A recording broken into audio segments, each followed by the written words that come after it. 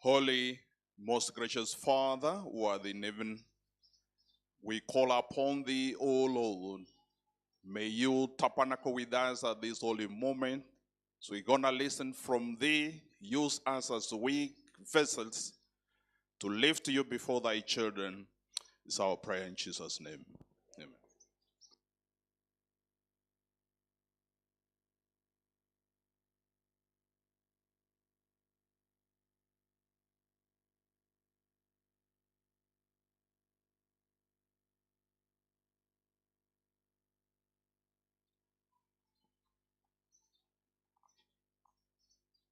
God is good.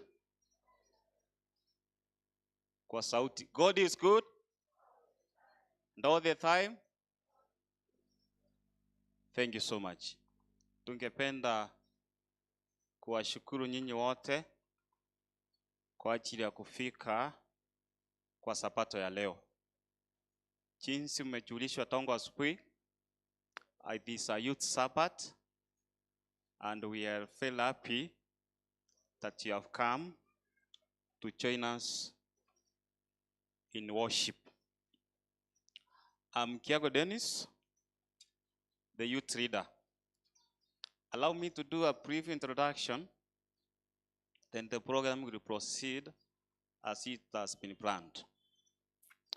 I want to invite the visitors in our midst. Wageni ambao umetutembelea siku ya leo, wakati ni wako. Naomba usimame popote ulipo. Wageni, asante. Asante, tusimame. Asante. Wageni. Asante. Because naona mko mbali, naomba muinue mikono juu. Now wave. Wave back. Thank you so much. Asante kwa kufika hapa. Mungu na wabariki. I want to invite all the choirs that sing in this church to simame.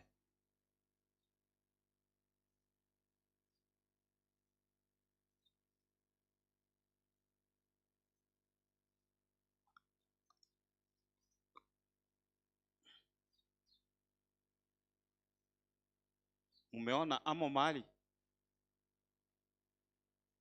Mmeimba hapa mbele na mtaki kusimama. Haya. Sasa tuinue mikono juu. Inua, sijasema wave. Nimesema tuinue. Haya, tu wave. Asante. Thank you. Mungu awabariki. All our elders, all the serving elders, naomba tusimame juu. Asante. Asante our elders. We are waving. Asante. Mungu na wabariki. Before nikuja hapa mbele, I want to invite my wife to stand. Raundi hii niko hapa mbele kama mwenye akona familia. Mungu ni mwema, si ndio? My wife ndio yeye amesimama hapo mbele. Kindly I'm requesting njoo hapa mbele wasalimie. Si ni sabato yetu? Njoo hapa mbele. Basa tunaendelea vizuri. Mungu ni mwema. Happy Sabbath. Happy day. Sabato njema. Mangana Maangi ntubu wapi. Wacha nikuja hapa mbele. Hapa mbele yule ambaye atatufanyia key text anaitwa Charity Kwamboka. Naomba usome tusalimie. Haya, huyo anaitwa Charity Kwamboka. Hivi karibuni pia anajipanga vizuri. Kifika hapo December 23. Na yeye atakuwa bibi ya mtu kwa mapenzi ya Mungu. Tuingie opening song itaongoza na Happiness Yogake. Naomba usimame utusalimie.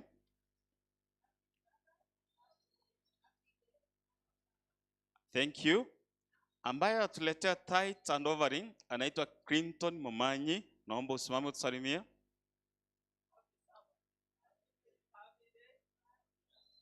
Thank you. Kuna mtoto hapa, njoo. Kuna mtoto hapa ambaye atakuletea story primary class. Naomba tusalimie. Happy Sabbath. Happy day. Be blessed. Thank you. From there, yule ambaye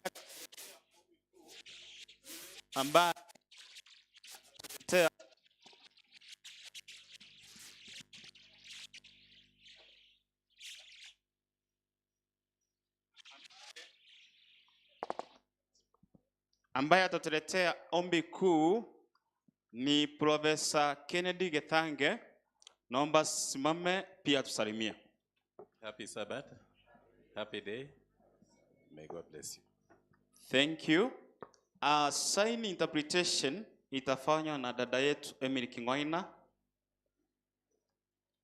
Thank you. Yule ambaye atatuletea neno nitaomba pastor wetu akuje hapa akaweza kumintroduce.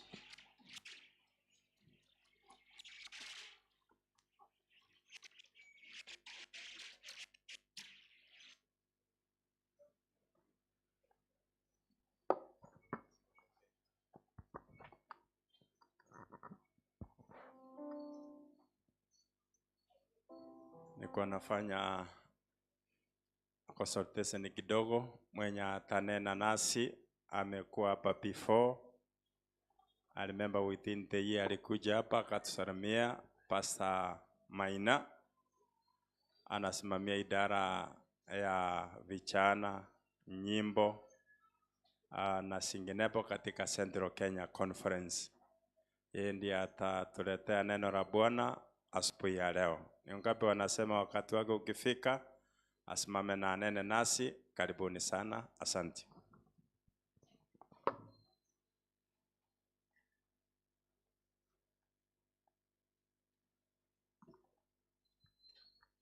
Our reading comes from the book of John, chapter 19, verse 30.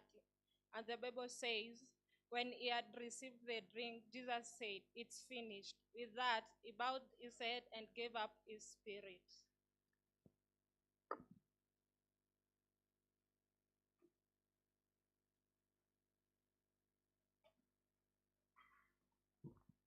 Tusimame sote na nyimbo za Kristo 1:19 tukiongozwa na choristers. Asante sana. Tunyanyuke wote na wimbo huo. Alilipa bei. Yesu anasema.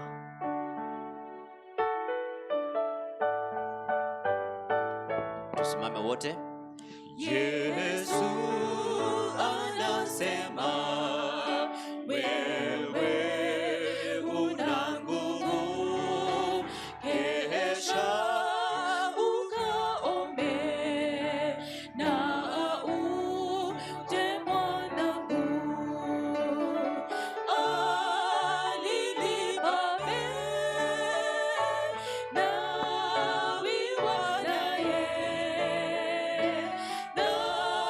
Be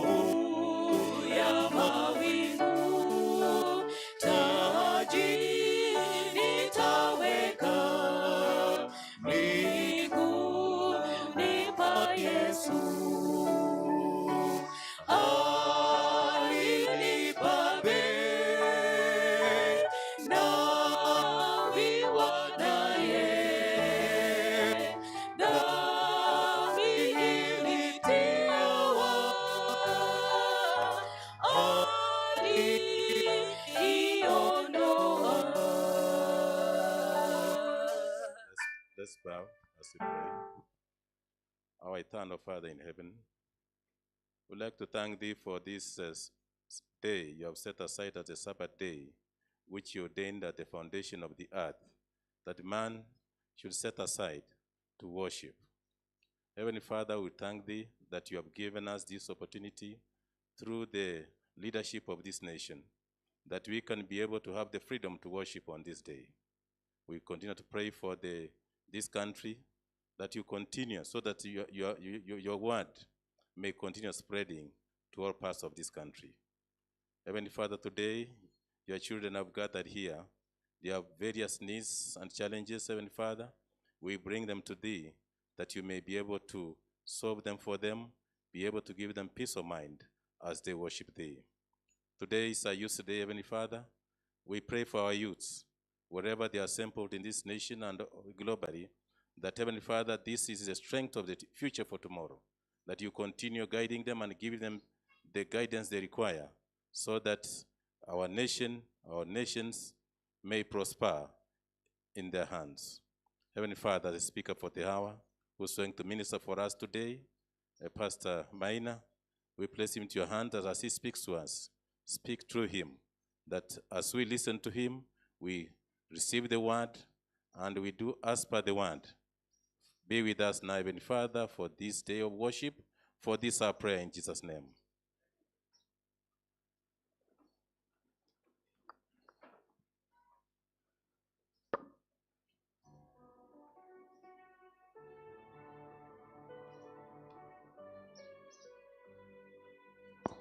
Happy Sabbath once more. It's time for tithes and offerings. So before that, ningependa tusome kitabu cha Methali 3:9-10. Proverbs 3 verse 9 and 10. Natumai sisi sote tuko hapo. Inasema, honor the Lord with thy substance and with the first fruits of all thine increase. So shall thy barns be filled with plenty, and thy presses shall burst out with new wine. Ni himizo fupi ya kuwa tunapomtolea Bwana wetu zaka na sadaka, gala zetu zijae hadi tushangae. Ningependa all the deacons and deaconesses to rise as we pray.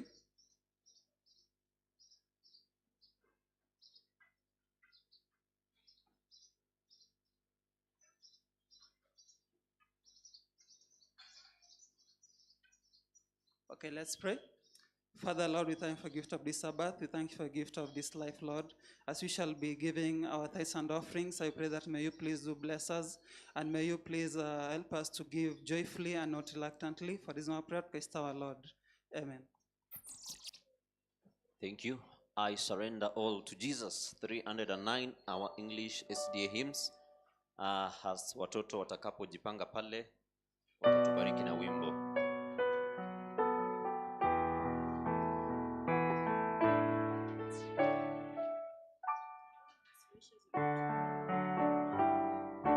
I surrender all to him, I freely give. I will ever love and trust him, in his presence daily live.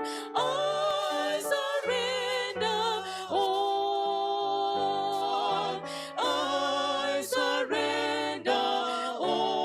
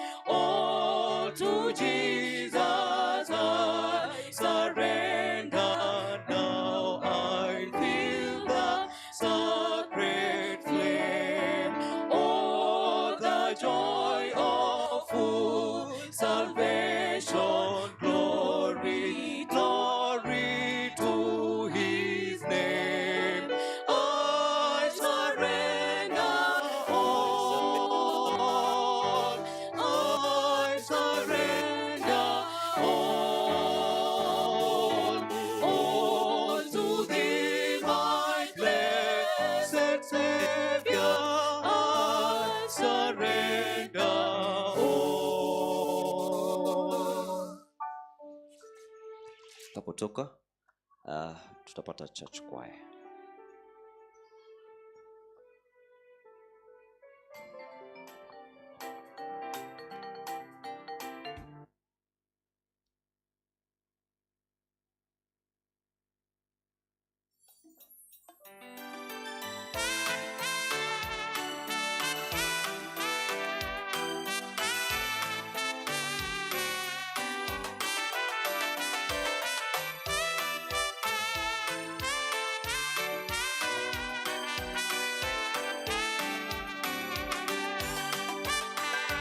And Isaiah had the voice of God. Who shall I send and who will go for us?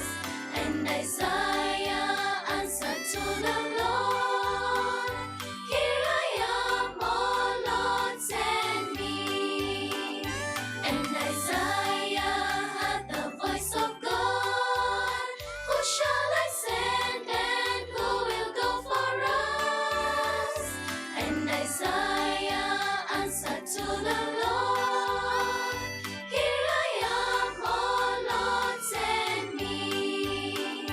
Here I am, here I am, here I am, O Lord, send me. Here I am, here I am, here I am, Lord, send me, I will go. Here I am, here I am, here I am, oh Lord, send me. Here I am, here I am, here I am, Lord, send me, I will go.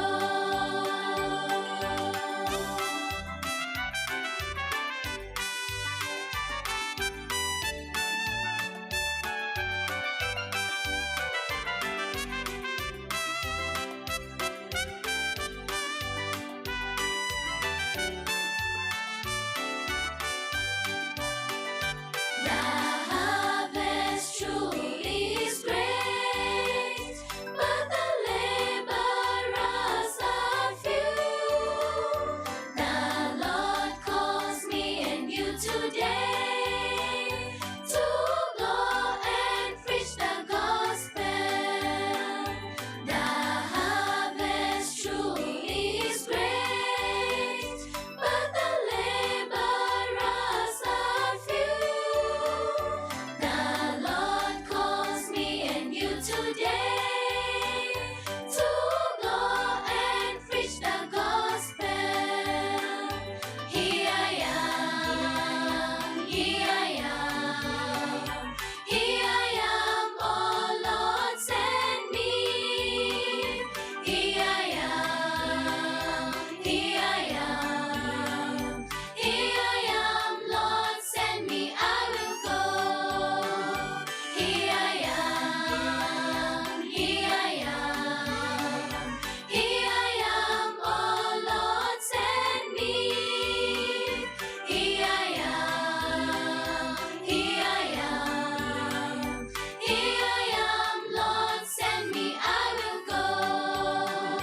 Here I am, here I am, here I am, oh Lord, send me. Here I am, here I am, here I am, Lord, send me, I will go. Here I am, here I am, here I am, oh Lord, send me. Here I am, here I am, here I am, Lord, send me, I will go. Naombiaje? Asante sana. Here I am, send me, I will go. Church choir.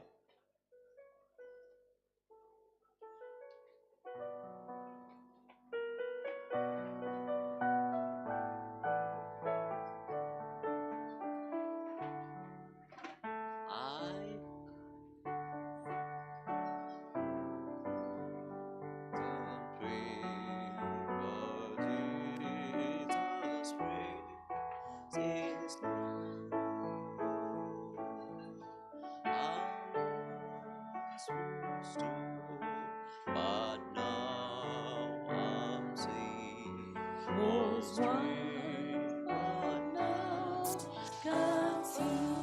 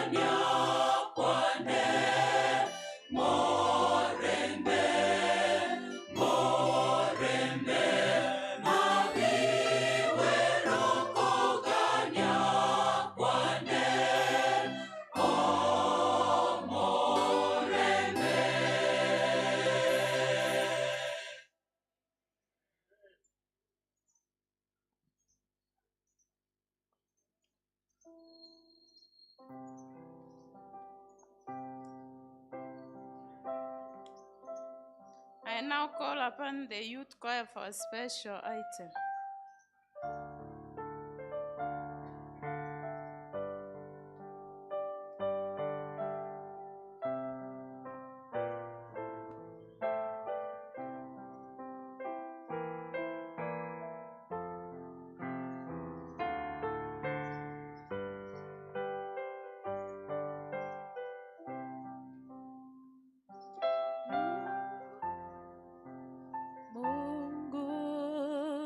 Tukuzwe kwa mambo makuu, upendo wake ulitupa Yesu aliyejitoa maisha yake tuwe. Get to the point. Take a step forward.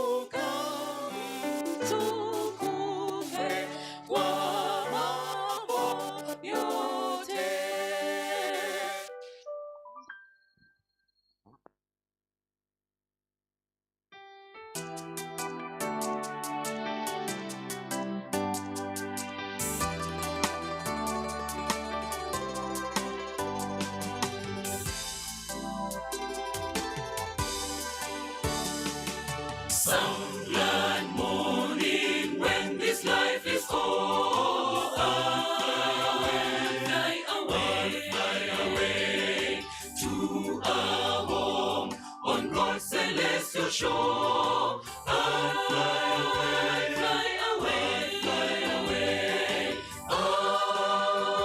fly away, oh glory.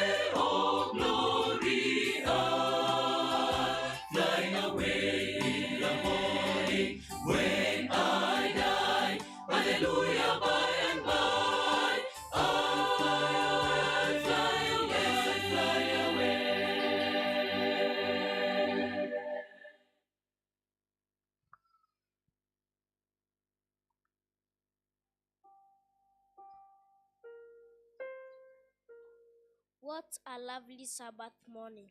Happy Sabbath, church.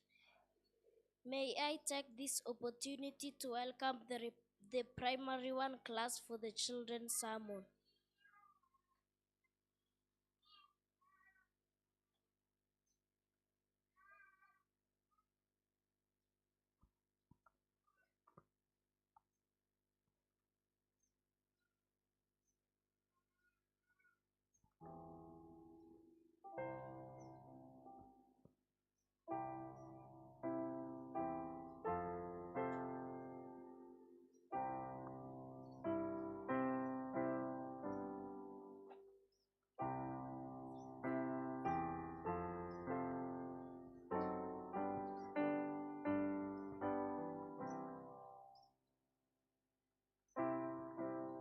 Let's pray.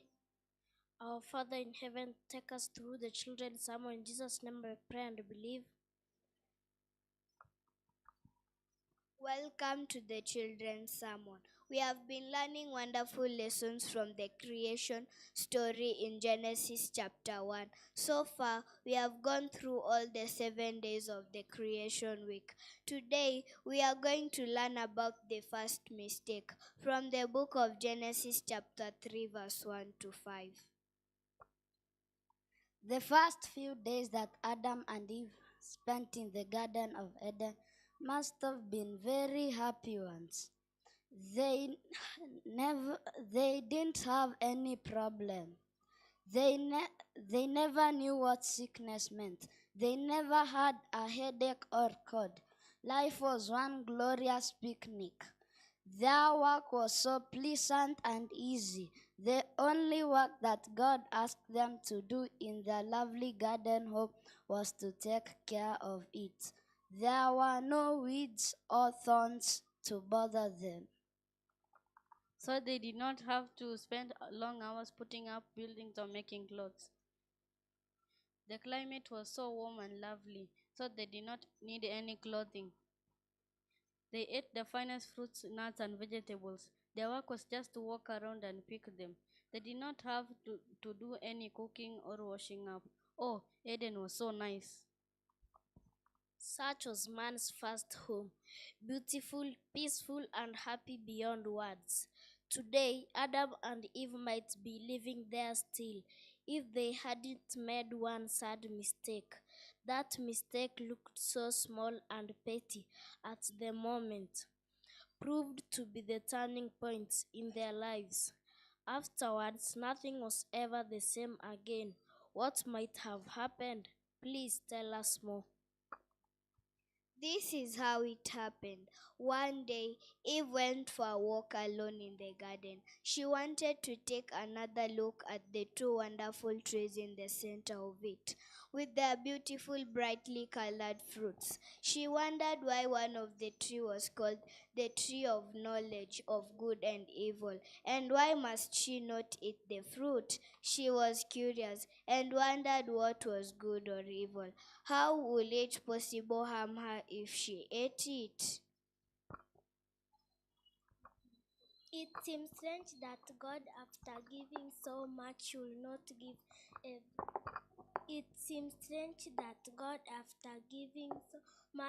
not give everything, including the tree. Why did God hold back one tree? First known as Lucifer, the light bearer. He was once the leader of the angels in heaven, but he rebelled against God and was cast out of heaven.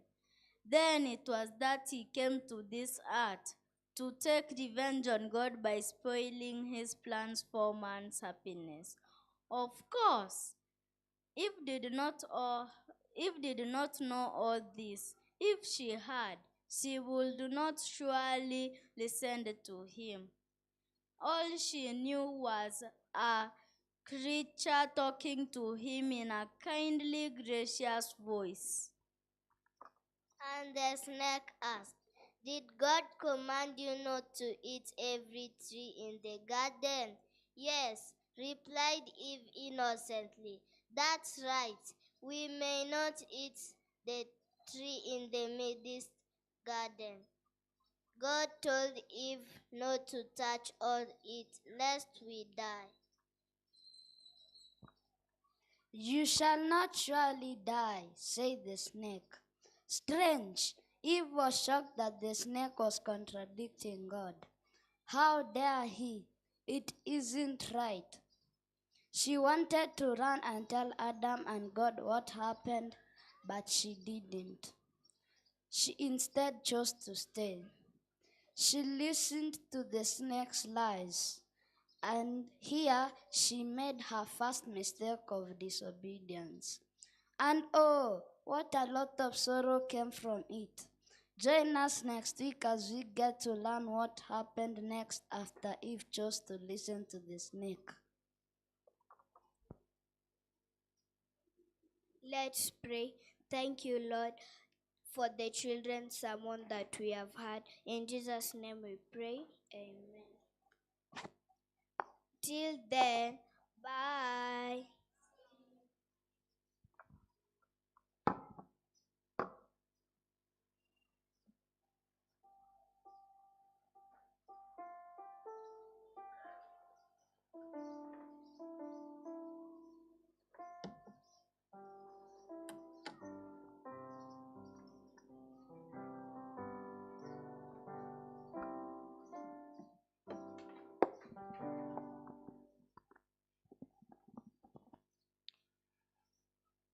God is good. God is good. And all the time. Vana ya Nyasaye mbiyamole mwenzi. Mbiyamole mwenzi. Korango iganda lenga nyomo iwete liogeli mbiyamole happy Sabbath. Happy day. I'm very grateful to have come to serve in this church.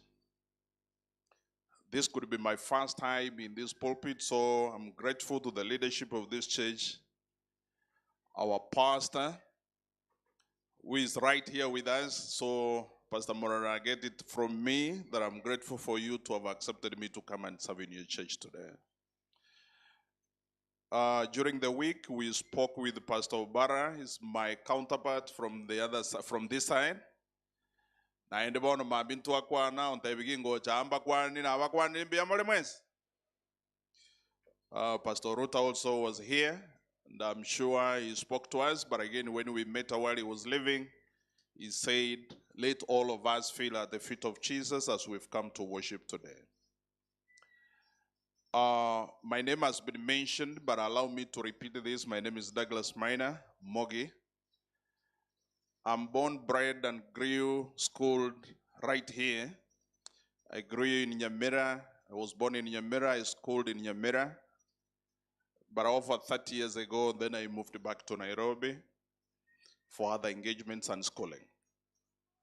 Gawano inche say to bogichora moina mogichora ndinaro le magos.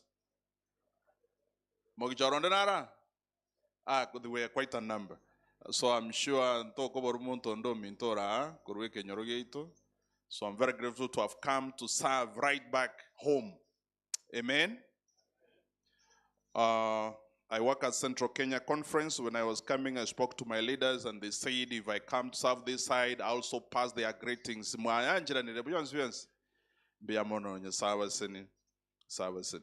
Today is a youth Sabbath. We, all of us, want to feel young people. We want to feel young. Even those of us who are of age, but we have to feel young before the feet of Jesus. Nyasaye nabwato mocho korobol. Ntutwensi yebina abana bang. Igaye na inche na abana baito na abacho korobaito twensi yebina abana bango. So all of us today we are children. One more time, especially the Gen Zs. Gen Z, hoye. This is our Sabbath, and we've come to worship with our fathers, with our mothers, with our parents, with our friends. But now we've come to worship and glorify God with our inner power and all that there is that the Lord has granted us to do. I'm also a leader of APM. APM is Adventist Prosperity Ministry. And I've seen some of my friends here, so I'm requesting the church to give me a minute if I can speak to my people. All right? I want you to see how they greet back. All right? Good morning. Is this morning? All right? Yeah. Wamenifundisha design hii ya kusalimiana, but I want us to appreciate that this message of the gospel has to be preached to the whole world, to all people, all kindred, all nation, regardless of whichever form that you've got to understand this message. For Christ to come, we must know how to serve, even those of us who speak with their hands. Hallelujah. Even those of us who speak with our what? With our hands. Na onyemba litoko kwana na maboka itu. Waikana baro banyole message yogo tolia. Elinde yesakole gentoki. Minus that, there is no Christ coming anytime soon. So these are very special people to our church, and we have them in all our congregations across, and we must appreciate them. And I also want to appreciate the church to have even a way of communicating to them. Now, can you ask them if they know how to sing? They know how to sing? All right, come. We only sing one stanza and chorus. Please come. I only know how to sing that song in chorus, but I really want you guys to appreciate. Before the young people would develop back, we could be having also, I can see several young people here, so we want to serve them. Days are filled with what? Very good. Days are filled. We only sing one stanza and chorus. Pianists, if you can give us the key. 476, days are filled with sorrow and care. Then I will request the whole church will sing the chorus together after they have sung. B flat. If you do not know how to sing, I'll teach you from this side. Just a minute, and then all of us will be able to sing in sign language.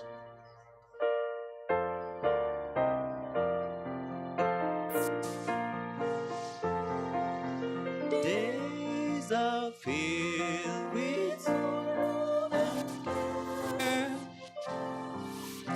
lonely and dreary, burdens are lifted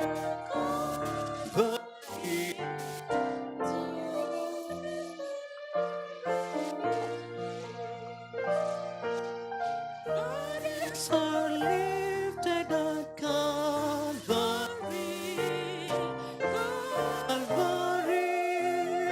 Calvary, are lifted at Calvary. Jesus is wearing me. All right. Waambie wasimame hapo hapo. Tulia hapo hapo. Now I want all of us, the church, to sing only the chorus because it's the easier one. Chorus peke yake ndio itakuwa rahisi kwa sisi wote kuimba. Na naomba niwaoneshe from this side na wasi muwe waaminifu kwa kutii. Nimewauliza kwa nikisema kutii muni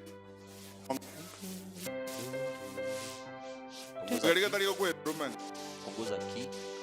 Yes. Na wasi muwe waaminifu kwa kutii ili it's part of the sermon as we go forth, as we are prepared for us. Now, let me explain, then you can sing much easier. When we say burdens, so kubeka maboko nsiavere, unaweka mikono yote mbili, one side of your shoulder, then you say burden, then lifting ni kuinua juu, isn't it? Unaweka mikono yote mbili, unainua nayo. Bwana Yesu asifiwe. Ziliinuliwa wapi? Calvary, in sign language, C is written like this. You don't know how to pull this, but you can see C. C. So this is C. C. C, A, B, C, C. Dramo. Tuko pamoja? Tuleamwe. Very good. C.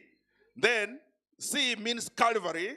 So you use it as a sign. But first of all, you must start with the vertical part. Why? Because when the Pharisees asked Jesus, what say you about now the 10 commandments that Commander Moses gave us? Then Christ taught them to say, love thy God with all your heart, with all your soul, and all your power. Then the second one is like the first one, that love thy neighbor. Basi mimi naangalia wakuu wa dini nione kama watatii ama wameamua.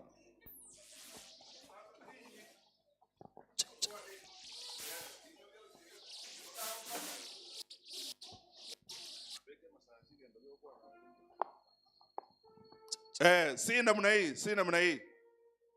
Weka professor akiwangie kio koraga akimwaka. Professor lige mwana huyu. Professor. Unakunja hizi vidole zingine 3 then una remain na C. Tuko pamoja? Professor sasa ameshika hata yeye anakuwa mwalimu lakini pia leo ni mwanafunzi. Hallelujah. Yeah, C like this. Then you start vertical first of all.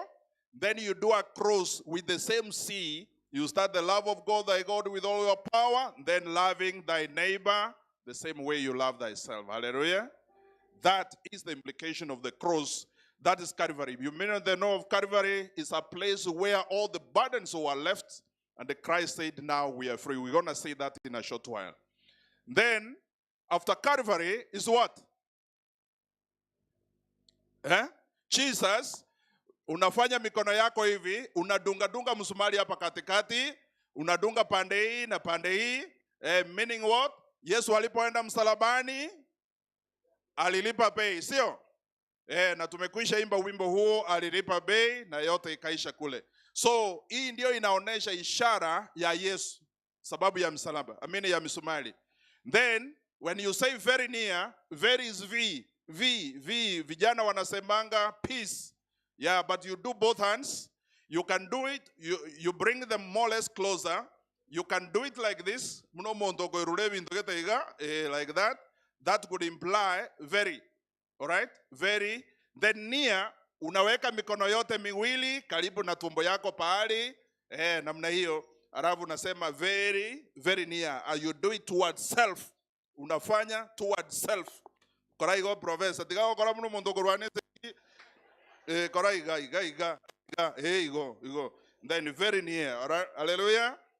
Yes, very good. Let me repeat this side. So we do Calvary. This is Jesus. Then this is very. Do peace, professor. You do it like this. Like that. Then you do like this. Yeah, this is near now. You do it to self. This is Christ is very near. Okay, chorus, let's go.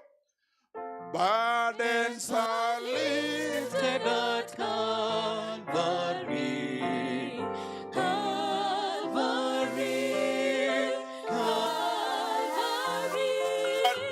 Burdens are lifted at Calvary. Jesus is very near.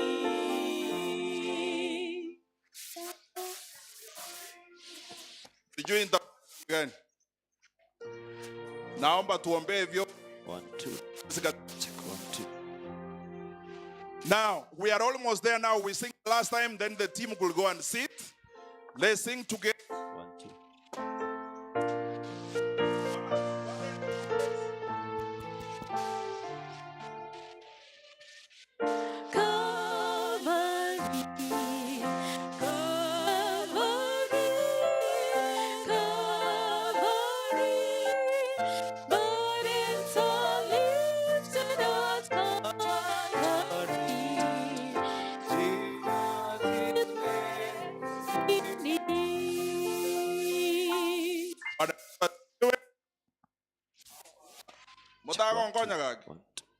Tumomonde tuka.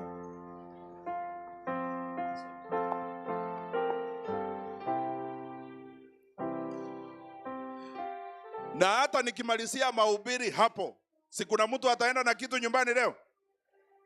Yes. At least ukija kila Sabato unasoma kitu ingine mpya. Basi mchana msikose, nitawafundisha ingine rahisi na you realize you can even speak sign language, you can greet somebody with sign language and you appreciate what the Lord has done in your life. Hallelujah. Kitabu cha Warumi 10 mstari wa 18, muniruhusu niseme hili. Then msomaji utakuwa tayari kunisomea kwa lugha ya Kiingereza ikiwezekana katika New King James Version. I love that. But allow me to say this. But I say, have they not heard? Yes, verily, their sound went unto the end of the world. I repeat, but I say, have they not heard? Yes, verily, their sound went unto all the earth, and their words unto the ends of the world. In other words, when we are able now to reach our friends, speak differently, who talk to us differently, who do their business differently, then all this shall come to end, because Christ said, when this has been preached to the whole world, then the end shall come.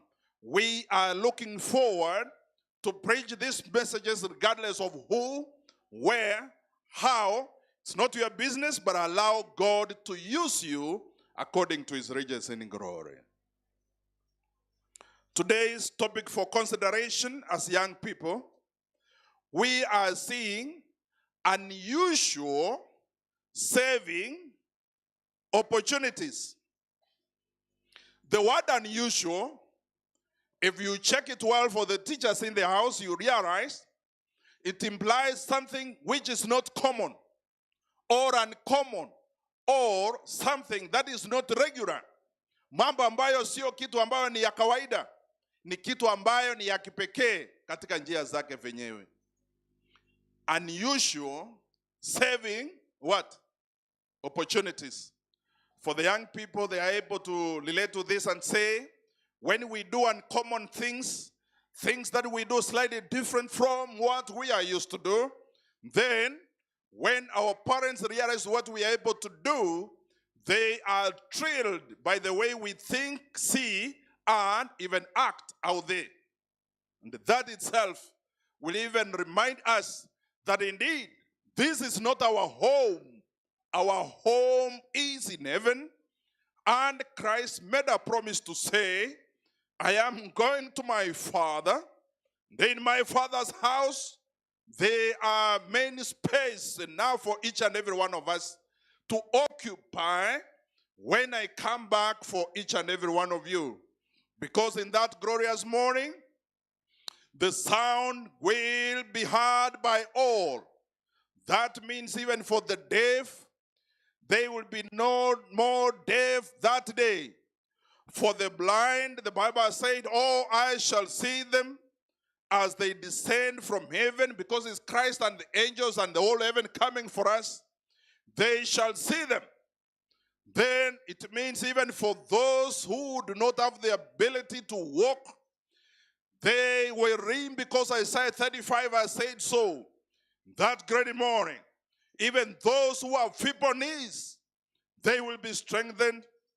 They will be able to jump like the small lamb which is enjoying itself as it graces out there. So all things that the sin has caused us to bring in retardation in development, it will be undone by the power of God who defeated death even at the cross. So today we shall see the young man Jesus, him as a youth, who he was, what he said, and these unusual saving opportunities, how we are able to identify them as we go forward by the words of Jesus himself. This young man, in several occasions, because he was born like any one of us, alisaliwa kama mtoto kawaida tu, akalelewa na mama na baba wa kawaida tu kama sisi, naye akawa kama mtoto wa kawaida tu, naye akawa na changamoto kama mtoto yeyote yule. Baadaye kuanzia miaka 12 kwenda juu, Roho wa Bwana akaanza kumtumia katika njia ambayo sio ya kawaida, sababu sio watoto wote ambao wangeweza kufanya yale Yesu aliyekuwa anafanya. Na sababu yeye ndani yake, sababu alikuwa Mungu, basi alikuwa na uwezo wa kufanya kiwango sawia na baba yake aliyemtuma kutoka mbinguni aje kuokoa this foreign world. Yesu huyu alipobatizwa katika miaka 30, akaanza kufanya miujiza mbalimbali. Maisha yake ikawa iko filled with power, using parables and many testimonies that he shared out there. He showed humanity and divinity intertwined in a manner that we cannot understand. That is unusual. But this Jesus kept on trusting unto the Father all the days that he lived with us for those 33.5 years. But finally, we see that the people plotted, people close to him, those that he believed so much, they gave him up for him to be a sacrificial lamb in order to save face, for they cannot understand what this Christ was coming to do. They accused him of blasphemy not once, but in several occasions. And this blasphemy, it is, the penalty for blasphemy then was for you to be stoned to death. Please come back in the afternoon. We shall try and find out whether there was a law ambayo iliyokuwa inakubalia mtu ikiwa umetenda dhambi kiwango hiki utafanyiwa nini.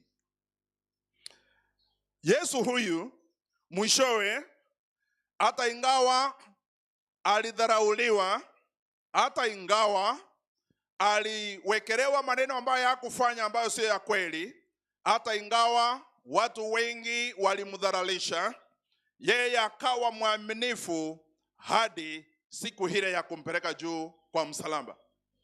Na kwa muda mfupi nataka muende pamoja nami pole pole, dakika chache, tusikie this unusual opportunity that we may have missed in life. If we can claim them back, then our life will be in line with what Christ came to do. Naye Yesu akasema mambo yafuatayo katika kitabu cha Luka 23 mstari wa 24. Naomba msomaji, ikiwa unaweza soma, itakuwa ndio tuokolee muda. Siku ijayo naomba watu wangu waitii. Bwana Yesu asifiwe. Mniwekee kitu hapo nami niwe nikisoma, itakuwa haraka. Haleluya. Lakini professor, si hata wewe unaweza nunua hiyo TV tu kubwa uweke hapo mbele. Naye pia kana manyerera no. No isa inadalo. Yes, very nice one. Then we are able to see it, and also the timing ndio nijue muda wangu, because niliambiwa muda ule nastahili kusimama hapa. Msomaji, Luka 23:39. Biblia inasema hivi. Msomaji ameenda wapi? Inasema, then Jesus said, then said Jesus, Father, forgive them, for they know not what they do. And they parted his raiment and cast lots. I'm not sure whether you read it correctly. Wacha nisome tena. Rudia. Then said Jesus, yes, Father, forgive them. Father, forgive them, for they know not what they do. What they do. And they parted his raiment and they cast lots. Some fashions will say is cloth. Some fashion would say is raiment, right? Because when they cast it, when they parted with it, this is the first statement that Christ made while on the cross. He is crying in pain to say, this is not a usual opportunity. It is very unusual wakuwa dini kuwa moja wetu achukuliwe awe kafara kwa niaba kanisa lote la Kisii Central Church. When that happens, you look back and say it is your fellow elders who have given you up. When you look back, you see it's your fellow friends whom you have done many things together have given you up. When you look back, you see people that you trusted so much. They are the ones who have sold you out. Now, ndio wanao kuangalia kutoka mule. Mkumbuke vile Petero, Yesu alimwambia, utanikana mara ngapi? Naye alikuwa rafiki wake wa dhati, na kweli alimkataa.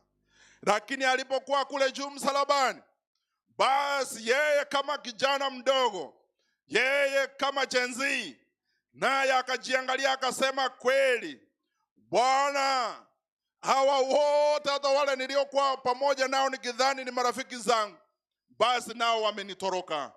Lakini sababu biashara niliyokuja nayo kubwa ni kuokoa hata wale ambao hawafai, basi Mungu nakusihi jambo hili katika upendo wako mkuu, wewe mwingi wa rehema, Baba wasamehe. Baba wasamehe. Hakuna mtu anaweza sema hata amina hapo. Baba wasamehe. Na sababu ya matamshi haya, ndio maana sisi wote jinsi vile tumeketi hivi, hata wale wanaotutazama katika njia ya hii communication, hata nanyi popote mlipo, tumepata msamaha, na msamaha huo ni wa bure, na hujapata msamaha huu kwa sababu ingine other than what Christ said on the cross, just to say, Father, forgive them. And by that, we were justified by those two statements. Father, forgive them, for they know not. It is possible that most of us, we have friends that we have worked in some areas together, or we have done business with, na mmoja akaruka mwingine, for one reason or the other, that you may have wished that this act of insubordination in one way or the other, that this person does not deserve forgiveness. But in any case, because of what Christ did, unasema basi nami nimekusamehe katika jina la Yesu. Ijapokuwa wengine tunasema nimekusamehe, lakini sitafanya nini? Huo ni ubinadamu, lakini Yesu yeye akitusamehe, anatusamehe kweli kweli, na anafanya nini? Na anasahau. Nami nataka kuwaomba washiriki wote wa maeneo haya, watu wote ambao tumekuja kuabudu siku ya leo ya Sabato takatifu, niwakumbushe kwa upendo tu jinsi vile Yesu alivyosamehe. Nawe pata ndani yako nafasi ya kusamehe mwenzio. Msamehe na umwambie nimekusamehe na nimesahau. Sio nimesamehe lakini sitasahau.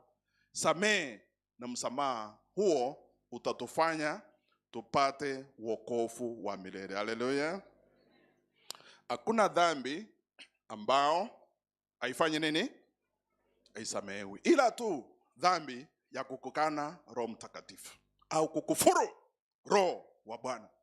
Hiyo Biblia tu ndio imetaja hilo, hamna nafasi ya kusamehewa.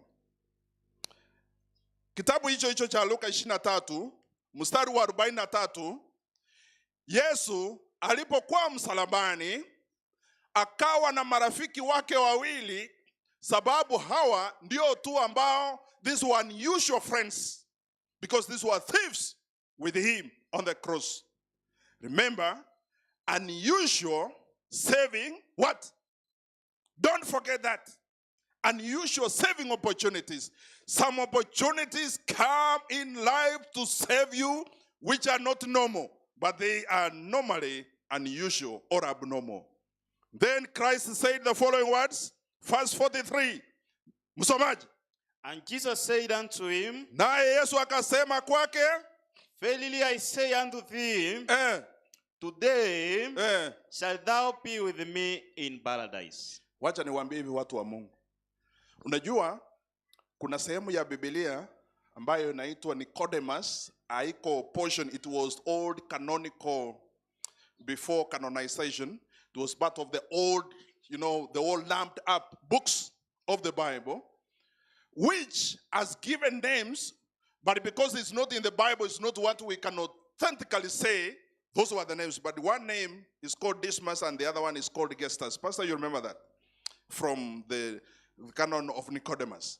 Now, these friends, some say, according to history, that Dismas was on the right and Gestas was on the left.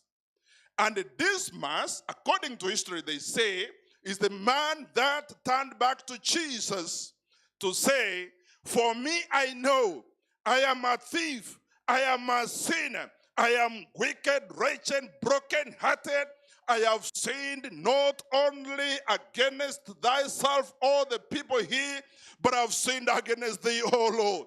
For I know you do not deserve to be here on the tree. For you were lammed up all the accusations. You do not ought to be here, but I ought to be here. But before I give up my spirit, I want to speak to thee, O Lord. For I have heard, I have seen, I have been told what you are able to do. But if you can have space in your heart because of me and you, please forgive me. Forgiveness which Christ spoke was valid to this thief. Allow me to paraphrase to say, maybe this man Dismas. Then Christ said the following words in verse 43. He validated this promise to say, verily I say unto thee, today you shall be, simwendelea kunisaidia hapo, where unusual saving what? Opportunity in life. It is not common, but this was uncommon. This was a golden opportunity that this man saw. I am speaking to the members of this church, all people who are listening on to us from wherever you are, that today could be your day that the Lord has made for you to be saved. That today is your day to give in your life to Jesus. You've said no for many more times before, but we want to encourage you now going forward. If you hear the voice, do not hearken your heart. Make it contrite. Let it be broken. Be spongy. Receive this message of saving grace, which is unusual, and you shall be saved in Jesus' name. Unusual, saving, opportunity in life. While Christ had given these promises up there, he had also not died. But when he looked down, he saw his friend John near his mother. And the mother was crying. And as the mother was crying, Christ in humanity akasukumwa kiubinadamu. Naye alipomwangalia mama yake akitoa machozi, akaguzwa ndani wa moyo wake, lakini akufa moyo. Naye akauliza Mungu, je, huyu nitalia pamoja naye kiwango gani? Kitabu ya Yohana 19. Yohana 19, the book of John 19. Want us to check verse 26. When Jesus therefore saw his mother, msomaji? When Jesus therefore saw his mother, yes, and the disciples standing by whom, yes, by whom he loved, yes, he said unto his mother, yes, Woman, behold thy son. Allow me to say this. I grew under my uncle's feet. When we've been sent from school, unapata uncle yako liko muneneli. You see, the liko is the small road like the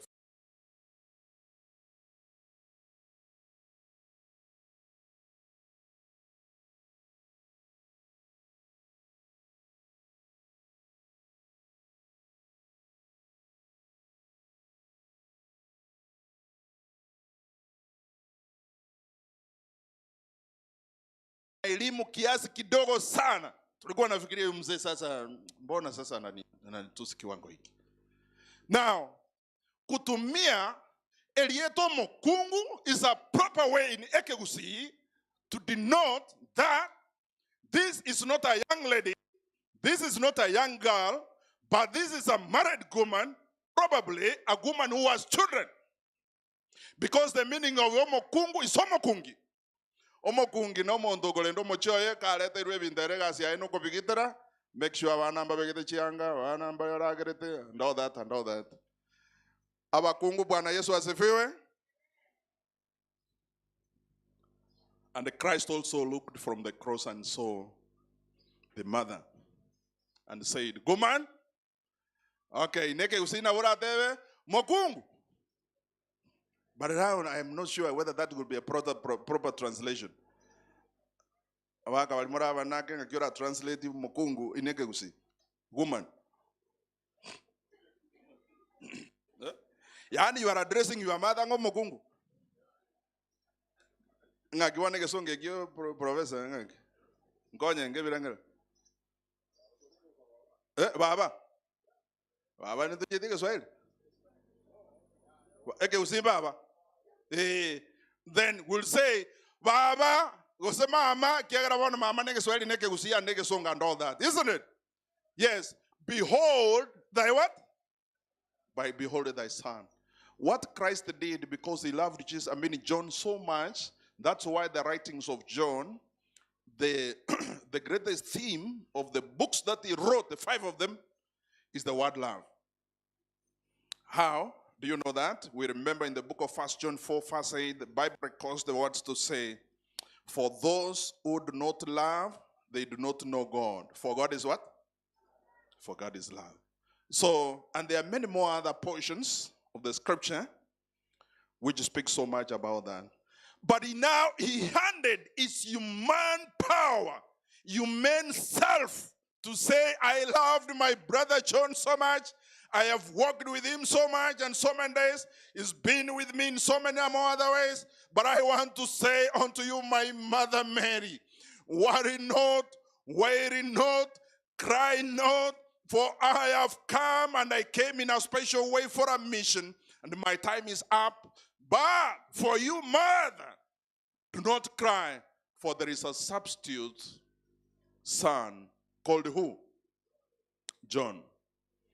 Then the mother Mary could look back and say, this is an unusual opportunity in life, because I will not remain single. I will not remain alone anymore, but I will remain with the hope, even if my son has died on the cross, he has come to fulfill what the Lord sent him to do.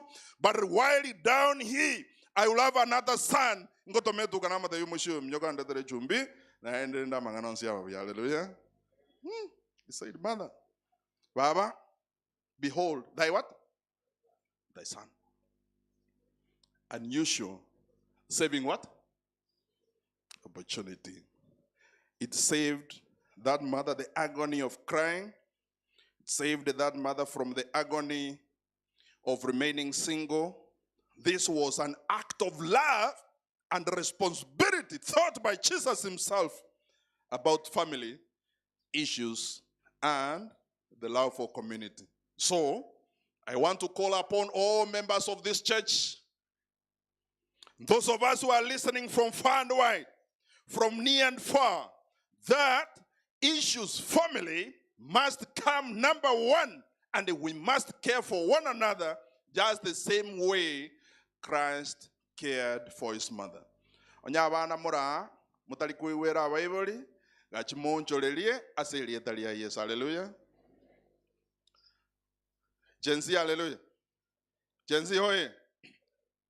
If there is any one of us, and this is our day, when your parents keep on correcting you out of love, and you tell them they are outdated, remember this: he or she has been around longer than you. Probably you are the one who is not updated, for they are not outdated. So you need to update yourself to know that you must care for your mother. You must care for your father. That is unusual opportunity that we normally miss, and it may cost us our life eternally. Abana moiwere ekiagero kuna kwo kore naki ogotanga ni kore naki.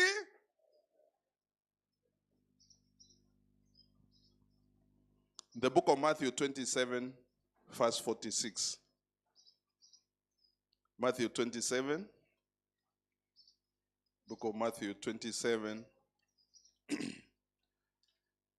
There are words that are said here in Hebrew that reads as follows. Msomaji. Inasema, Merara kidogo. then he released Barnabas unto them. Which verse are you reading? 27, 26. 46. Sorry. 27, 46. 46. And about the ninth hour, yes, Jesus cried with a loud voice. Let me ask, are you saying about the night hour or the ninth? Ninth hour. About the ninth hour, Jesus cried with a loud voice, saying what? Eli, Eli, lama sabachthani. Ngoja. Ukiuliza walimu wa Biblia wale wako hapa, katika Kihibrania, the word L denotes what, Pastor? God. Hello, Lord. Is crying, or Father. In other languages, it would say, Eloi, aseke kusina kima whatever. Eloi, maana yake ni, my God, why hast thou forsaken me? Is that a man in pain or a man enjoying himself? Was that pain meant for him or it was meant for us? But is he crying to you or is crying back to the Father? And that's why he said, for me, when I speak to my Father, who is also your what? Your Father. So he cried back unto the Father to say, my God, why have you done what? This cry, it's so pregnant or heavy in meaning. It could imply that there was almost time which had come for separation. Separation. Some could say the 3 hours, the definite part of Jesus had left him or was almost leaving him. Because after that, it denotes it's a different power other than the power of God, isn't it? But in that point, maybe you come back in the afternoon, I will repeat some portion of this scripture to say, remember there was a serious war at the cross. The devil was right there, the whole heaven was right there, and everyone else was there, the angels were watching, and the devil was accusing Jesus that you see the way your father has bribed you for you to go through this pain in order to give you a promise of resurrection. So some books of history could say that at that point, Christ told the Father, now if this is what you've got to listen from the devil, allow me to declare and donate all the power and the glory I shared with you while we were together in heaven, that whosoever believeth in what I've preached, they shall be saved and have eternal life. But for me, let me die without the hope of resurrection. Christ died. Before he died, he cried with pain. We have parents in this church. We have people that we know. You have friends or people that you are acquainted with who have children that they are crying each and every day. They cannot see hope of their children, of their future, because the way they are living today, riotous life. We speak to the young people to tell them this. We have mothers in the house who have cried day in, day out. If you check their pillows, they are various maps of the world because of tears they have shed, because of the pain they are going through now or before, of issues in life. They have cried enough. But I have hope, because I have read somewhere in the book of Psalm 30, verse 5, to say, chapter 30, verse 5, chapter 30, verse 5, chapter 30, verse 5, book of Psalm. Bible records the following words to say. Inasema, For his anger endureth but a moment. In his favor is life. Yes. Weeping may endure for a night. So parents here, they may have wept for several nights or for several days. But joy cometh in the morning. But what is the hope here? Joy comes what time? Your morning is coming. I want to declare and decree from this pulpit to say, all those of us who shall believe in Jesus by faith, your morning is doing what? Say, my morning is coming. My morning is coming. We claim our children by faith in Jesus' name. Our young people, we are praying for you. This is an unusual saving opportunity. When we hear our parents cry each and every day, sometimes you may see their tears, sometimes you may not see their tears, but I want to assure you, your parents always cry either for when they are praying for you or when they are petitioning God on a specific item on your behalf in order for you to be saved. That is my prayer in Jesus' name. Christ said, my Father, I willingly now gone through this kind of sacrifice in order to attain all the promises that we had together, that even if we created man in our image, but they have got to be ours again through redemption. So Christ redeemed us through that pain. He went through the cross. Unusual, saving, what? The book of John, 19 verse 28. Book of John, 19 verse 28. Book of John, 19 verse 28, 1928, 1928, 1928. Read. It says. God. You say the Bible say. The Bible says. Yes. Tuko pamoja. After this. Jesus, knowing that all things were now accomplished, that the scripture might be fulfilled, said, I thirst. And the end of the story. And he went out. After he had said that, I thirst.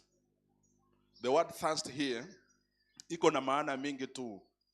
Sasa Mungu, yale ambayo yote ambayo tulioagana kuwa mafungu haya yaweze kutimilika sawia na mapenzi ya mbingu. Basi nina kiu. Sasa swali, ni kiu gani? Yesu aliyokuwa naye.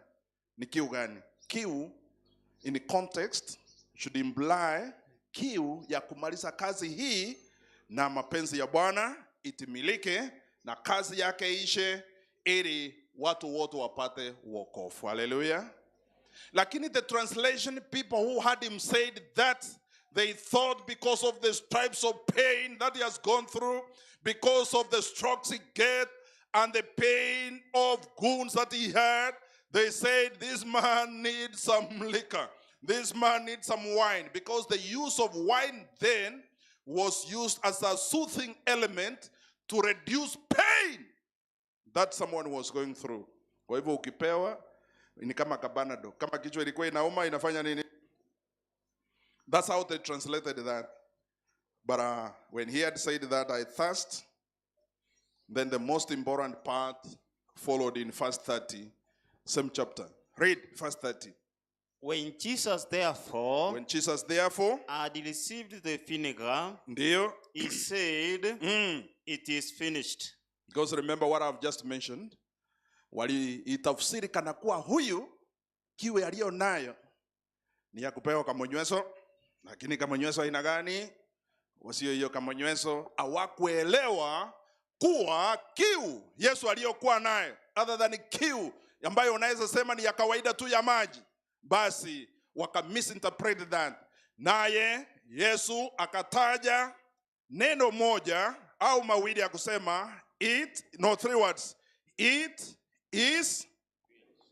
I've had our pastors preach this at some point, and they gave it in the Greek rendition to say tetelestai. Naomba kila mtu arudie hiyo. Tetelestai. Tetelestai. Inamaanisha yote imefanya nini? Imeisha. Tetelestai is a very powerful way of saying this. Allow me to explain it in three ways. Labda kama ingekuwa tuko katika mashindano ya kukimbia na wote tumepanga line, naambiwa on your marks, ready, what is the next one? Now when you go, you've run your race bila ujanja katikati, bila kuangushana your competitors, and you finished your race and you've won your race fair and square. Hallelujah. Hata wakirudi kwa ile kitu inafanyonga hivi Gen Z, ni nini ile? Gen Z. Or VAR. VAR means what? Whatever that it means. Lakini naonanga referee wakifanya pip pip kitu kama hiyo. So hata VAR ikirudiwa itapata wakuwa na makosa, umeshinda na kila mtu ameridhika kuwa umefanya nini? Kwa hivyo hapo utasema tetelestai. Simunisaidie kusema hiyo. You'll say what? Tetelestai. Au ingekuwa umeenda benki, umekopa mkopo, ukaweka logbook au title deed. Ile hela ambayo uliyokopa umeilipa pamoja na interest yake juu, na umelipa vizuri tu, na umelipa paka the last cent. Watu wa benki wanapoangalia wanaona deni yako imefanya nini? Na unarudishiwa nini? Title ama logbook. Unaporudi nyumbani, umeambiwa bank 1-1. What is that 1-1?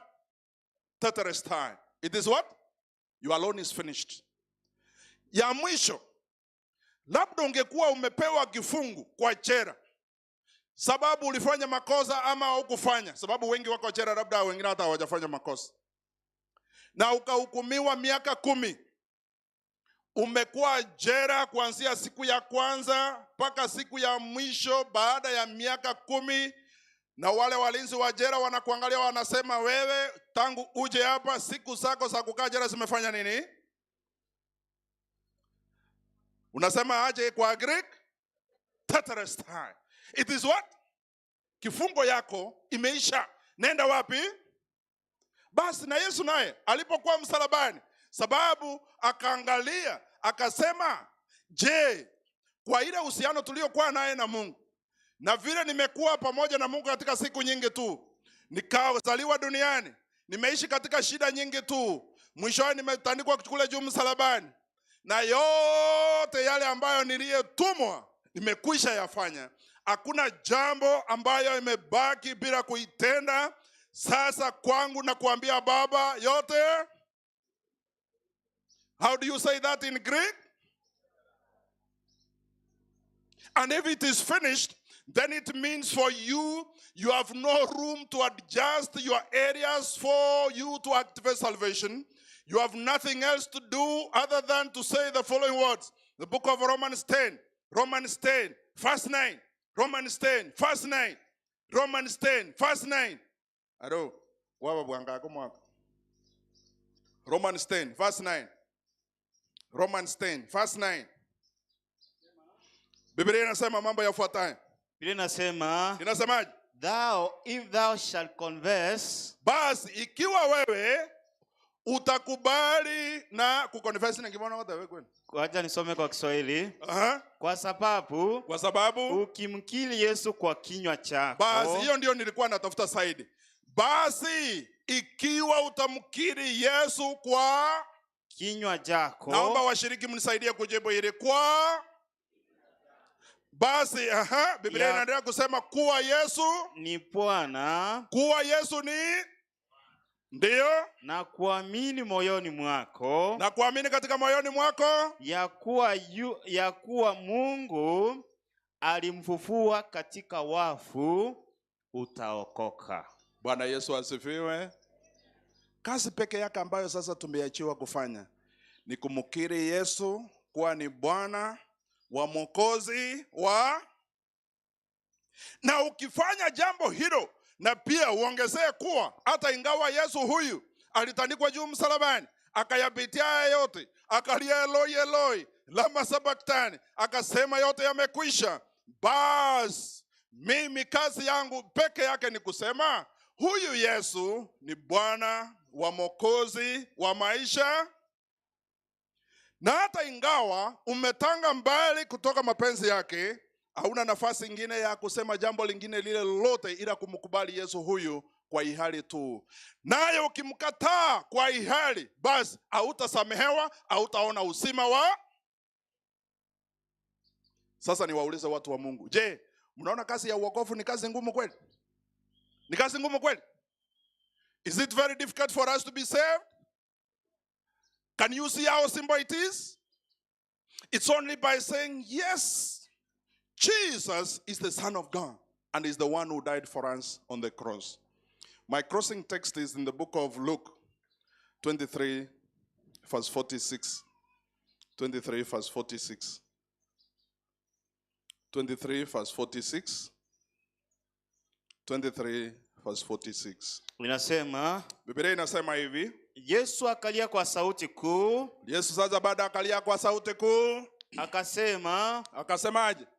Baba, mikononi mwako naiweka roho yangu. Bwana Yesu asifiwe. Kulia tu kwa ihali ya kusema Mungu wangu, Baba Mungu wangu, tangia mwanzo sasa na hata milele, mimi sina lingine la kufanya tu ila ni kukubali kuwa wewe ndio Mungu na Yesu aliyetufia msalabani. Basi roho yangu naitia mikononi mwako. Na Yesu aliposema maneno haya, akatuweka mo. Do you know the meaning of kutuweka mo? Kutuweka mo is toko? Dead, isn't it? Yeah, you just did it like that. And before you did it, I am praying this morning and this afternoon to all the saints who are here. For those of us who have never or who have made a decision for the longest time to say, I'll wait, I'll postpone, I'll procrastinate. There's no room for procrastination now.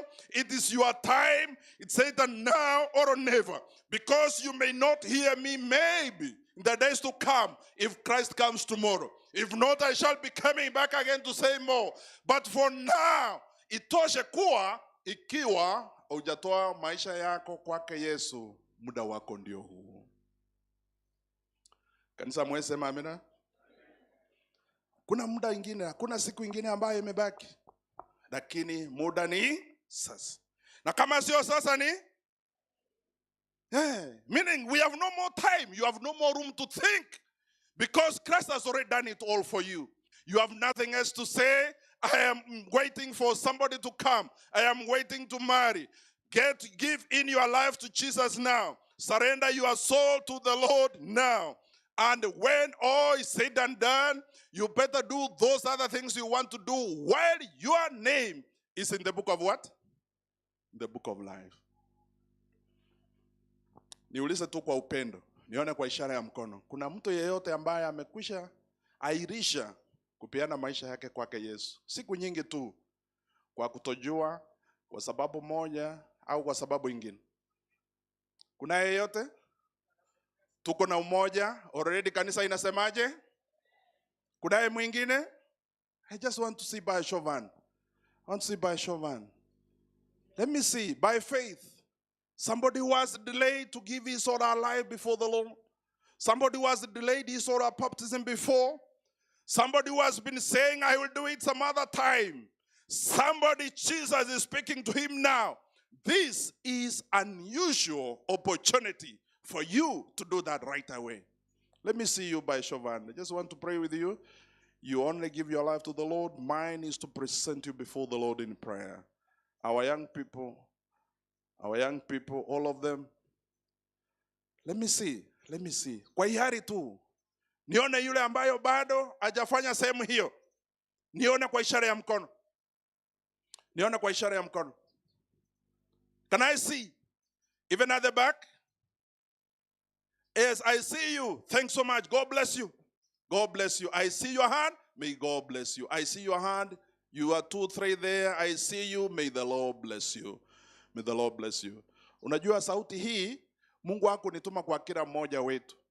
Lakini nataka kuwasihi wale ambao umenyoosha mkono, ikiwa Mungu anaweza wapatia uwezo na nguvu, mteremke tu kwa imani. Njoo hapa. You want to give me your hand, but give your life to the Lord, and it shall be well in Jesus' name. Please come. Come while blood is warm in your veins.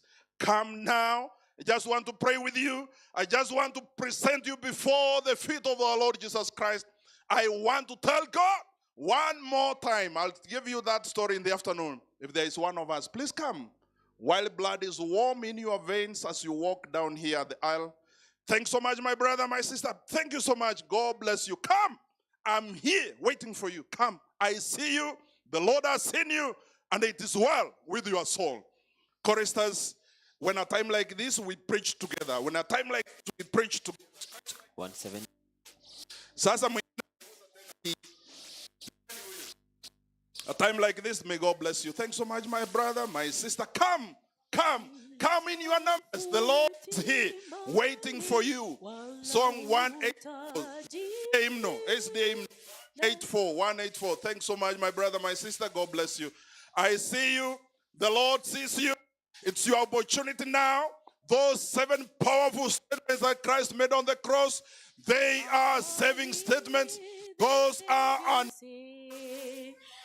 those opportunities, they are rare to be found.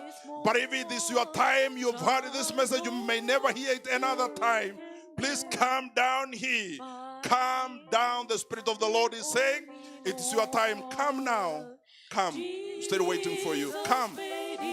Christ has already paid it all. You have nothing else to pay. The Bible is recorded to say, if you can confess with your mouth that Jesus is Lord, Jesus died for you on the cross, that it is well with your soul, it shall be fine. Want to pray that the Spirit of the Lord may descend to the soul that are confused in making decisions. May you not be confused in Jesus' name. May you be liberated now. May the Spirit of the Lord liberate you. Come. Thanks so much. I see you. You are coming. Come. God bless you. Come now. Come now. We do not have a lot of time to wait. But even for those who have come, heaven is rejoicing. Heaven is rejoicing. These are unusual opportunities, saving opportunities in life. I see you, my brother, my sister. Come. Come now. Come. The Spirit of the Lord is saying someone here wants to come, but you are struggling. Do not struggle anymore. Give up your life. Give up your life to the Jesus, the man to Jesus. That's fine. Somebody else is coming? Right? Kanisa yote basi tusimame juu tunapoimba wimbo huo. Na ikiwa kuna yeyote bado angetaka kuja, aje.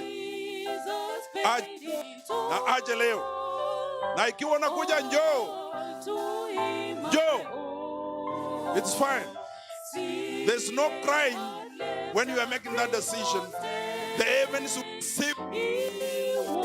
Bingu itakupokelea na nguvu za uwezo wa bingu. Basi njoo. Njoo.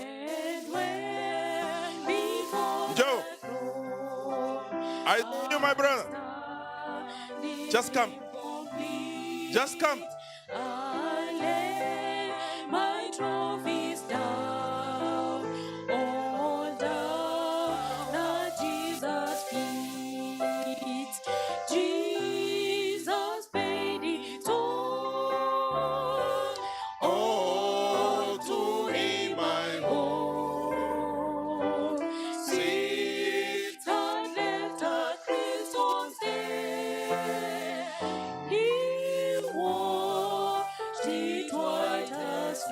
Basi ni huyu peke yake tunamsubiria, akifika tutapata ombi, na tunashukuru Roho wa Bwana kuwa amefanya kazi.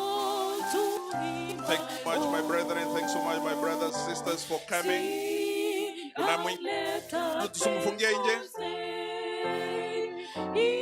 Kuna yeyote ambaye bado anateremka hapo, tusimfungie nje. Basi toshe. Na kabla haijatosha, naomba uangalie katika mkono wako wa kushoto, muulize ndugu yangu au dada yangu, is it well with the Lord? Just ask. Is it well with the Lord? Just turn to your right again. My brother, my sister, is it well with the Lord? This is unusual saving opportunity. Tell them that. Can I hold your hand and go to the preacher? Ask them that. Can I hold your hand and go to the preacher? The preacher is calling on behalf of heaven. Ask them that. Kuna yule amekubali kuja? Sababu huku kunaweza kuwa mbali. Njoo naye. Njoo naye. I want to see any movement. If there's no movement, then we pray. Is there any movement, brethren? And you know now, yes, chorus, as we come down, anybody from 10 years, 15 years, 20 years, come if you want to make a decision for the Lord. Our children have closed the school. They need to make 15 years, 10 years, 15 years. If you want to opportunity, this is the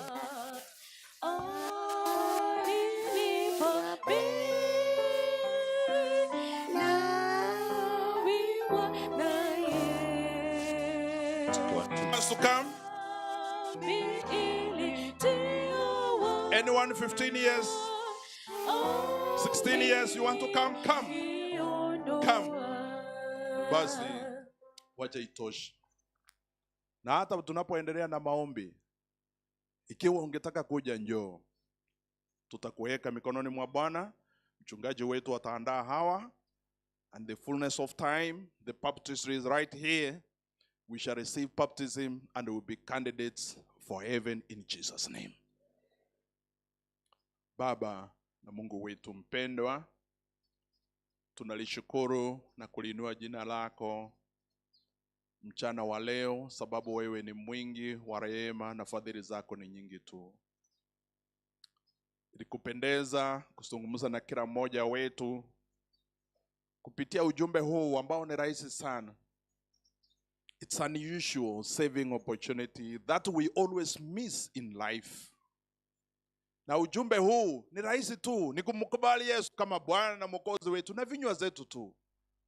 Na basi nasi tutaandaliwa katika ubatizo, sababu Yesu wewe ndio ulipeana amri hii. Wale wote ambao watakao kubali ubatizo katika jina la Baba na Mwana na Roho Mtakatifu. Na mchungaji wetu atafanya shughuli hii siku chache tu sijazo. Lakini kwa wapendwa hawa ambao wamefanya uamuzi na kupitia katika miguu zao, wamepiga hatua ya imani kuja huku mbele, Bwana siku zote uwaonekanie katika maisha yao. Uwalinde, uwahifadhi, na mibaraka ya kipekee iwamiminikie katika maisha yao Yesu, ili wafae siku zote kweli tu, na uwakubali katika unyonge wao, ili uwape nguvu ya kufaulu katika siku zijazo, wawe ni viongozi wa kutegemewa na hata kueneza injili ili Yesu rudi haraka tuende nyumbani. Kuna uwezekano wengine tunapitia machungu tu, lakini Bwana tunakusihi utupanguze machozi katika shida zote tunazozipitia. Bwana utuonekanie pamoja na wachumba wetu. Bwana utuonekanie katika uchana wetu. Bwana, ikiwa ni mapenzi yako tuweze kufaulu katika njia nyingi tu. Na zaidi mno Bwana, kazi ya mikono yetu iwe ni mibaraka kwetu na wengine wengi katika jina la Yesu.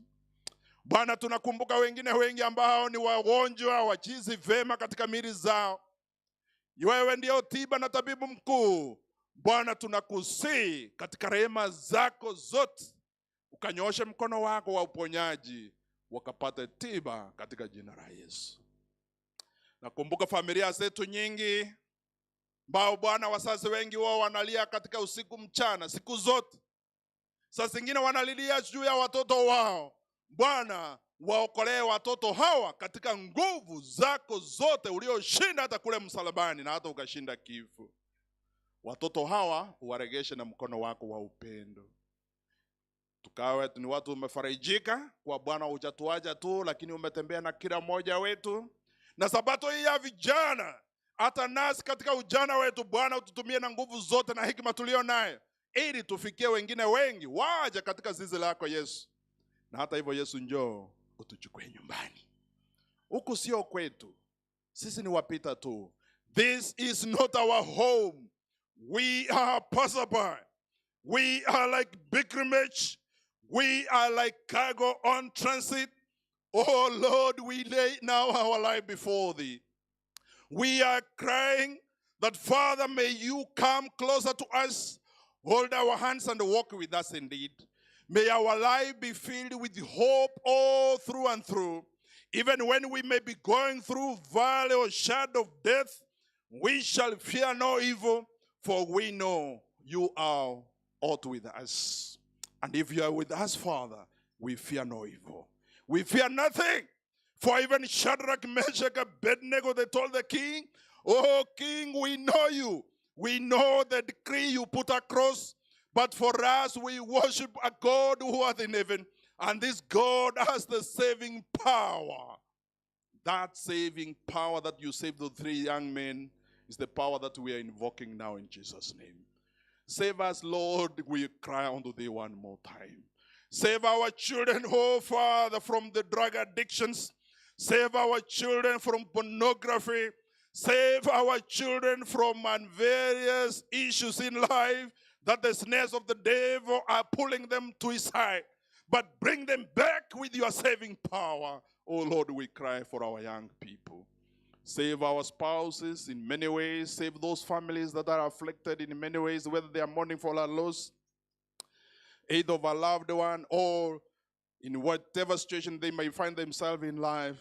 Father, show thyself, and in your own loving way, may we respond out of love to say, here we are, Lord. Use us.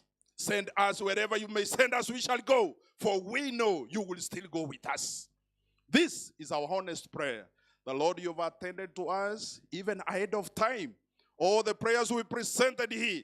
We pray for the leadership of this church, from the pastorate, from the elders, from the members of this church, that all the plans they have in their own church and even to support other churches across this county, may your loving grace be upon each and every one of them. Save us, Jesus, even so. Come now. Take us home is our prayer in Jesus' name. God bless you.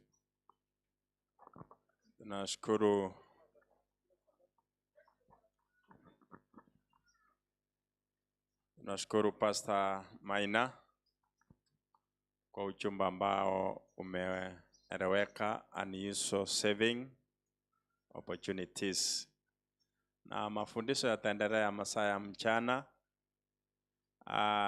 Tutakuwa ndani ya kanisa, kwa hivyo tutashirikiana ili tuweke fiti huko ndani.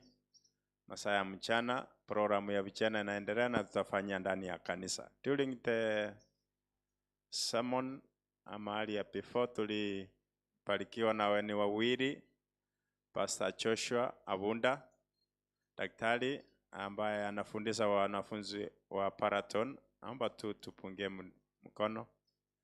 That's Dr. Joshua Abunda. Pia tulibarikiwa na Pastor George Morara Nyamongo.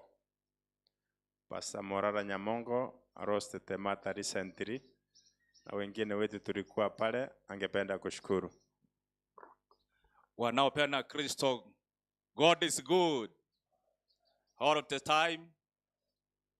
Vile pastor amesema, mimi ni Pastor George Nyamongo.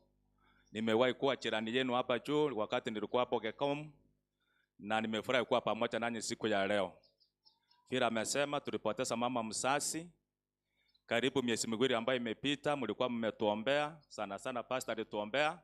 Kwa hivyo tunashukuru katika kila jambo. na zaidi ya yote tunautakia kila laheri na Mungu asidi kuwabariki. Asante sana. Santeni, we can have lunch break. Ili program inaanza saa 8 kamili. Tusaidiane fiti. Masaa ya saa 8 tutakuwa ndani ya kanisa. I was sinking deep in sin, far from the peaceful shore. I was sinking deep in sin. Kwa watazamaji wetu, tumefikia tamati ya vipindi vya asubuhi. Muendelee kutazama na Mungu awabariki. Vile pastor amesema, tafadhali kiti umekalia, ukisimama ubebe na uende nayo. Wazazi wale ambao tulikutana Sabato iliyopita pande hii, tafadhali tukutane, na wale wengine ambao hawakuja pia nao wakuje ili tuweze